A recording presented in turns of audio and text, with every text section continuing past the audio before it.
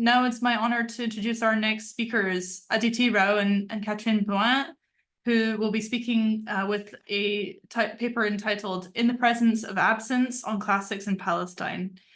Aditi Rao, hers, is a third-year graduate student in Princeton's Classics department, where she works on the scar tissue of Indian and Greek encounters in the Seleucid worlds and the long afterlives of these encounters in the construction of anti-Indo-European philologies in post-colonial movements. She's now based in Philly, where she's an active organizer in the movement for Palestinian liberation and divestment from Israeli apartheid, which sits in solidarity alongside her work on graduate union campaigns, prison abolition, and demilitarization. Katherine Blouin is Associate Professor of Ancient History and Classics at the University of Toronto. Her work centers on socioeconomic and environmental history with a focus on ancient and particularly Roman Egypt, as well as on the ethics and decolonial entailments of antiquity-related fields. She has written about the Judeo-Alexandrian conflict, the environmental history of the Nile Delta, multiculturalism, cultural and religious identities, as well as lands, non-human beings, and periods that are commonly considered to be marginal. Her current work focuses on the ways in which imperialism and Orientalism have impacted and are still impacting the fields of classics, papyrology, and Egyptology, and how these entanglements manifest themselves in settler colonial contexts. She is co-founder and editor of Everyday Orientalism, the editor of the volume The Northern Land, Histories of the Ancient to Modern Nile Delta, under review at CUP, and the co-editor with Ben Akrigg of the Routledge Handbook of Classics and Postcolonial Theory. Lastly, she is working on a book project entitled Inventing Alexandria, which explores the history, historiography, and reception of pre to early Hellenistic Alexandria. So now I'll hand things over to Aditi and Katherine. Okay. Hi, everyone. Thank you so much for having us. I have the honor to start the talk, and Aditi will take over in a bit. For almost 6 months now, antiquity scholars, including classicists, have been witnessing what the Middle Eastern Studies Association has in its March 11 statement, described as the accelerating, and I quote, genocidal violence being inflicted on the Palestinian population of Gaza, as well as the concomitant cultural genocide that is the result of the wanton destruction of the built environment and civilian infrastructure of the Gaza Strip. In addition to the live stream murder and maiming of what the United Nations Office for the Coordination of Humanitarian Affairs totals to about 100,000 Palestinians, a January 9th statement by the Arab Regional Group at the International Council of Monuments and Sites, or ICOMOS, assessed that more than 200 of the 325 registered sites in Gaza considered of national or global historic, archaeological, natural, religious, and humanitarian importance have been destroyed or severely damaged by the Israeli military. In a panel co-organized by the Critical Ancient World Studies Collective, some of whose members are here with us today, and Everyday Orientalism on January 23 of this year, Gazan archaeologist Fadel Alutol shared a statement regarding Israel's purposeful assault on his city's heritage. I will quote part of his statement. "I personally did not cry over my home, I and the rest of my family, from which they were forced to emigrate against my will, just as I cried over the almost complete destruction of the old city of Gaza, which contains churches, mosques, ancient houses, archaeological museums, and artifacts," end quote. To learn more about Gaza's incredibly rich and multi-layered ancient history and the ongoing epistemicide of Palestinian heritage by the IDF, you can see notably some of these pieces. Our January 23rd panel and the page on which you can access it on Everyday Orientalism also includes a substantial list of references that pertain more broadly to Gaza's archaeological and other types of heritage. For today, let us look at ourselves. And by ourselves, I mean us, self-identifying classicists, ancient historians, archaeologists, papyrologists, and other antiquity scholars, especially those of us from and working in Europe and in white settler colonies, that is, in countries that have been and continue for the most part to support and enable the war crimes of the Zionist state. How are antiquity scholars and organizations responding to Israel's campaign of annihilation of Gaza's past, present, and future? What do classicists, ancient historians, and archaeologists, whose whole fields are built around the study of imperialism, power, and oppression, have to say in this present moment? And what do our words, actions, and silences of the past several months tell about the raison d'être and the structural biases of our fields? As a way to approach these questions, I will share with you highlights from a corpus of primary evidence that you can now access on Everyday Orientalism. I believe Aditi has shared the link in the chat box. This corpus includes 3 sets of data. 1, a timeline of all the publications and actions, including silences, by classics and other antiquity-related organizations, departments, groups, and individuals. 2, the anonymized responses to the invitation I sent to the January 23 In Solidarity with Palestine panel on the PAPI list, which is the papyrology list. And 3, a selection of anonymized responses to the invitation Shell Award sent to the same panel, this time on the Liverpool list serve. There is obviously a lot in there, too much indeed for the time that is imparted to us today. So I invite you to browse through it and read through it in your own time. For now, let me share with you what strikes me the most in this corpus. Once I am done, Aditi will share what the implications of this data set are regarding the nature and failings of contemporary classics, as well as what ways forward are possible. What strikes me the most are all the silences. In the presence of such absences, to paraphrase Mahmoud Darwish, silences reign.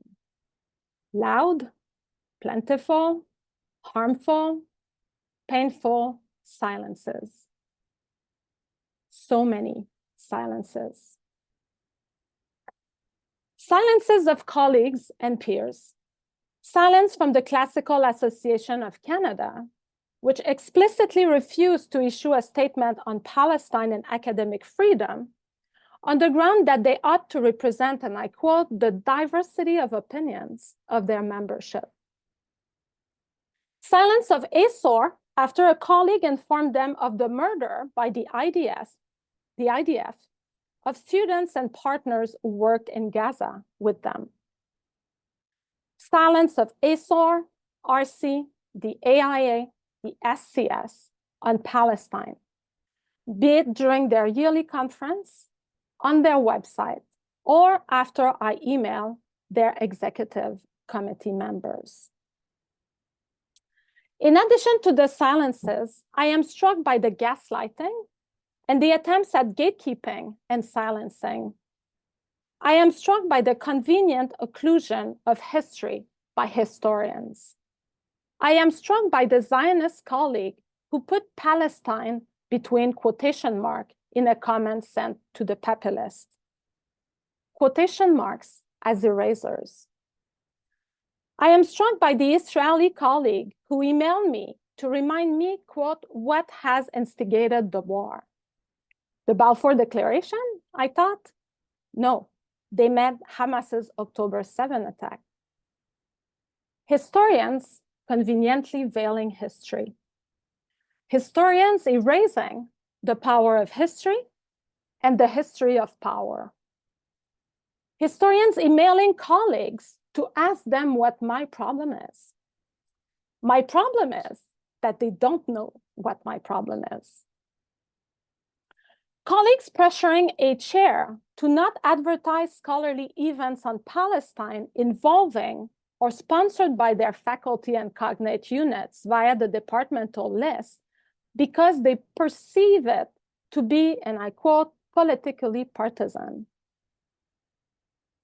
I am struck by so many colleagues who, despite PhDs and long lists of supposed expertise pertaining to ancient imperialism, economies, environments, and culture on their CV, either don't understand the difference between a religion and a settler colonial project, as well as the fundamental relationship between land and imperialism, or else are overtly or covertly invested in defending oppressive structures that serve them.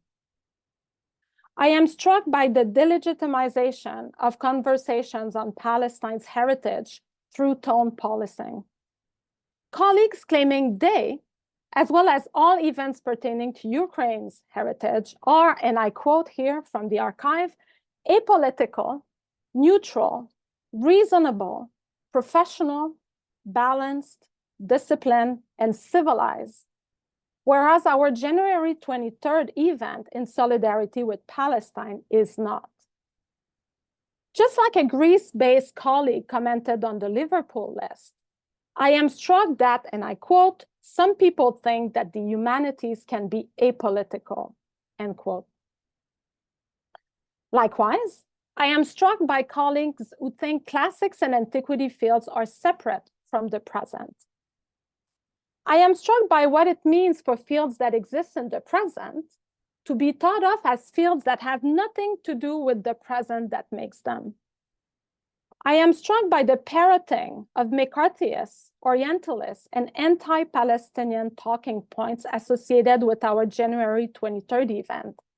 Here are some of the words in the archive. Indoctrination, Islamic terror, Hamas, anti-Semitic, disgusting, Hitler, and, wait for it, Kanye West. I am struck by the genocide denialism, if not at times apology, deployed by some of the commenters on the Pepe list and Liverpool list. I am struck by a papyrology colleague who wrote on the Pepe list that the destruction of Gaza's past and present has nothing to do with ancient history and papyrology. I am struck by the fact that this papyrologist does not know that we do have dozens of papyri, inscriptions, and other written sources with mentions of Gaza. I am struck by the fact that the overwhelming majority of the anti-Palestinian messages sent on the Pepe list, and this also applies to the Liverpool list, were written by senior colleagues, especially white men working in a few countries, Israel, Germany, the USA, and Canada. I am struck by how most of these commenters work in the fields of Jewish and early Christian studies. Amid so much silences, I am struck by the voices that made and continue to make themselves heard. I am struck by the fact that the vast majority of the over 400 antiquity scholars who signed a letter in solidarity with Palestine are graduate students, junior scholars, and precariously employed or pre-tenure colleagues. I am struck by the fact that most of the anti-genocide voices on social media and in public-facing outlets are junior scholars, often racialized. I am struck by the courage of the sole Egyptian colleague who, together with two junior women scholars and one Islamic studies colleague, expressed support for our January 23 panel on the Pepe list. A list, let us remind ourselves, dedicated to papyrology, that is a field that relies on material found in the vast majority of the cases in Egypt, a country that unanimously supports Palestinian right to sovereignty. I am struck by the fact that the only two national organizations, archaeology organizations that issued statements on Palestine are respectively Irish and Greek. I am struck by the courage of the students who filed a complaint against an anti-Palestinian departmental communication policy. I am struck by how, despite attempts at silencing and censoring voices that oppose the ethnic cleansing of the Palestinian people, communities of care are formed. I am struck by how generative and heartwarming it has been to work with Aditi, with the Critical Ancient World Studies Collective, including Kayla and Madra, with my Everyday Orientalism partners, with the Rest Difficiles team, and in my U of T Scarborough campus with the folks at UTSC Faculty for Palestine. But most of all, I am struck by my Palestinian colleagues, be they those here in Toronto, elsewhere in the diaspora, or in Palestine, including Gaza. These include my friend, Fadel Alutol, and his colleagues, who, while displaced and subjected to famine and unfathomable violence, have been literally risking their life for months to care however they can about what is left of their heritage and document its destruction and theft.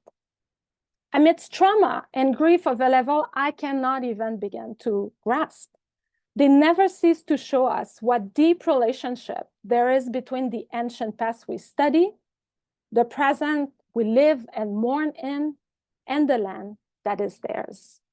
Thank you, and I will now pass the mic to Aditi.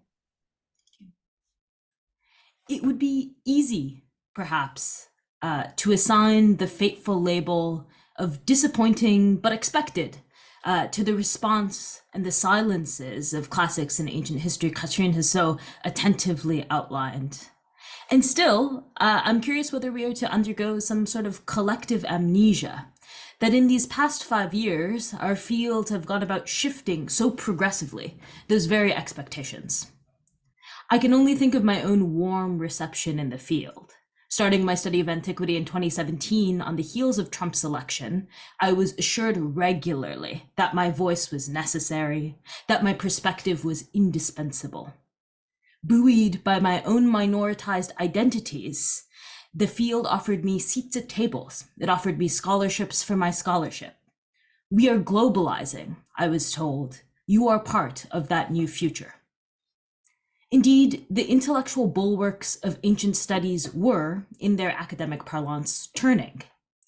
Predocs and funded postbacks emerged.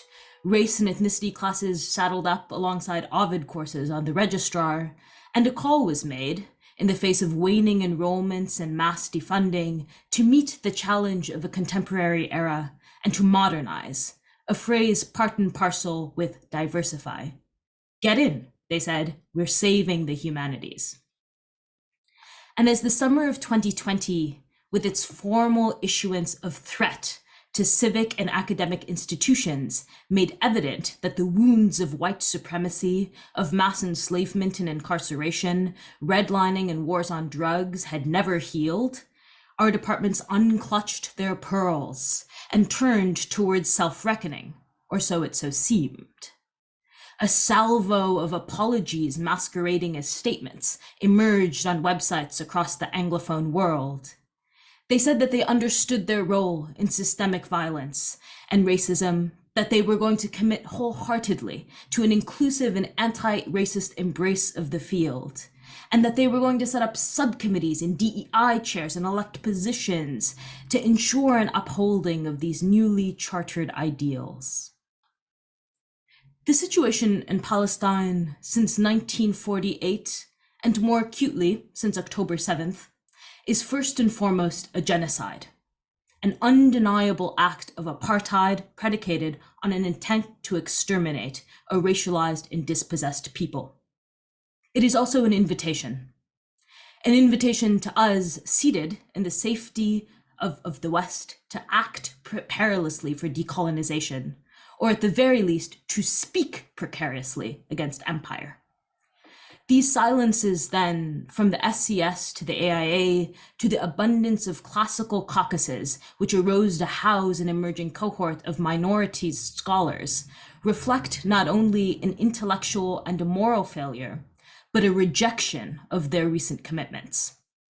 These fields and the many departments which settle themselves in its pastures have made clear that their anti-racist stakes were vacant, that their decolonial ambitions were but blinkered metaphor. These rejections have so, as Katherine has so eruditely shown, are grounded in settler colonial logics, yes, but racist, sexist, and classist ones. So then, in the hundreds of days since this genocide began, as our discipline declined to hold fast to their promises, we are left once more asking how, or even if, we scholars of antiquity who commit ourselves to the acts and intentions of liberation make space, make change in a field which rests in the pews of Zionism and in the holster of empire. This question is not new. In the introduction to their recent edition, Critical Ancient World Studies, Mathura Umachandran and Chella Ward highlighted how bound the genealogizing impulse which girded Darwinism, classics too was forged in the fires of inheritance, universalism, and imaginary kinships. Laden in this idea is that people, archives, and histories, which are not robust enough, will and should reasonably perish. It was British philologists, wasn't it, who rediscovered Sanskrit, who realized its value apart from a meager liturgical language and redelivered to the Indians their own refined antiquity? And so too, as Nadia Abu al-Hajj has demonstrated in her invaluable Facts on the Ground on Israel's investments in archaeology and antiquity, do Israeli philologists redeploy Palestinian Arabic into their own grammars, staging it in their own intellections. In this model, the colonized are only allowed in antiquity if it is curated first in the textbooks and museums of their colonizers. Should they seize it as their own, it is rendered illegible, alien, untrue. And this we know. Antiquity makes for us presents, makes for us futures. I'd suggest that our department seems so friendly with this new global antiquity because they are amassing and accumulating parts of the ancient world which were allowed, until now, to grow in rooms of the academy away from them, out of comparison with them, on their own terms, on their own land. This we know. Our classics is fraught. It injures under the guise of repair. It snatches all the shiny objects not yet woven into its work. Years ago, Edward Said offered an antidote to Zionism, which he called Palestinianism. Palestinianism, he said, is a political movement that is built out of a reassertion of Palestine's multiracial and multi-religious history. Said found it necessary to reject the version of history that offered singular solutions. This linguistic pattern demonstrates that this land belongs to them. This pot means that this land is irrefutably theirs. This history is mine, that history is yours. Instead, Palestinianism beams out the infinite possibilities of human connection, community, and diversity over the vast space of antiquity. Instead, Palestinianism instructs us to consider connections people hold predicated on their relationship to exile, to resistance, to state violence, to grief, to estrangement, to solidarity. Isabella Hamad, in her deliverance of the Sir Said Memorial Lecture at Columbia, said that Palestinianism was to resist the resolution of a narrative, to resist the closing of a circle. I've come to know over this many months how Palestinianism is not a salve only for Zionism, but for classicism as it is practiced today, as it has been practiced by me. Palestinianism offers us an opportunity to think, act, write, and read in the spirit of liberation. Liberation not only from the politics of nation states, which misdirect and skew this stakes of our scholarship, but also liberation from historical teleologies and linearities. It is a chance to reimagine and reconstruct an integrated and variegated world which existed before us and will outlive us. It is a chance to think of the past, present, and future running together all at once, sharing stories of dispossession, of martyrdom, of freedom. This is not the global classics we were promised. This is a version of classicism which foregrounds plurality over distinction, connection over exception. In the past several months, I have found myself on the fringes of my own life. I found myself on barricaded highways and in handcuffs. I found myself in booking rooms, prison cells, and public courts. I found myself in the bad graces of former friends, in the leers of passerbys, and in the endless hate mail of strangers. I also found myself in the strongest community of compassion, clarity, and care I had ever experienced. Far and wide, I felt love and connection. As the chant, in our thousands, in our millions, we are all Palestinian, metastasized in me. As I started to actually understand what that meant, my work denatured. I had a harder time talking about my borderland Greeks and Indians as somehow distant actors. They both wrote of the olive trees which grew in the Kush. The olive trees knew them both. In this fracturing, new lights were turned on, new pasts felt possible, and through that, new futures too. I am changed, and I am letting myself be changed. Indeed, letting ourselves be changed, letting our minds, our scholarship be changed too, is an act of resistance. We cannot pretend to occupy a present of peace, just as we cannot pretend that our fields haven't staked their stance or are holding an ethical and neutral line. Allowing our witnessing of genocide to leave an imprint on our scholarship and pedagogy is invaluable in forging archives of remembrance. This is a daily act of resistance and one we as scholars of antiquity must embrace. In facing today's monstrous realities, our Palestinianism means practicing historical multiculturalism, denying histories of linearity, thinking without fixity, seeking out moments of resistance, offering at every turn sources who were previously denied what Said called the permission to narrate, the ability to do so. We must also give to ourselves the permission to narrate our own discontent and fervent opposition against the silence this jaundiced field has issued. Our institutions wrote bloated notes, now indubitably proven false about their commitments. In the face of their failure, we must make commitments of our own. In this spirit, I must say two words: free Palestine. When I say free Palestine, what am I actually saying? Most people assume, I suppose correctly, that the phrase is imperative in nature. You, free Palestine. But as Latin taught me, there existed something called the hortatory, a phrase which may let me unpack that statement as saying, let us together in solidarity free Palestine. Opening the window further, we might speak of the wishful prayer of the optative. If only we might someday free Palestine. I would like to offer one more suggestion: the radical grammar of the present indicative. That what we are also saying is that Palestine is free. That free is a current descriptor of the Palestinian land, people, its present, its past, and its future. It is the presentism of Palestine's freedom that poses the greatest threat to the apartheid regime of Israel and its imperial co-conspirators. To embrace Palestinianism in its fullest grasp, to take in its grammar and to let its grammar take in us, is to see the vast temporal truths activated in that single phrase, free Palestine, and to allow each possible layer of that statement to hold equal and dynamic space in our politics and our actions and our scholarship. To speak of a people's freedom as conditional upon the felicities of history is a game grounded in supremacist logics and falsely scripted teleologies. To speak of a people's freedom as honored, unconditional, must be our call, must be our praxis.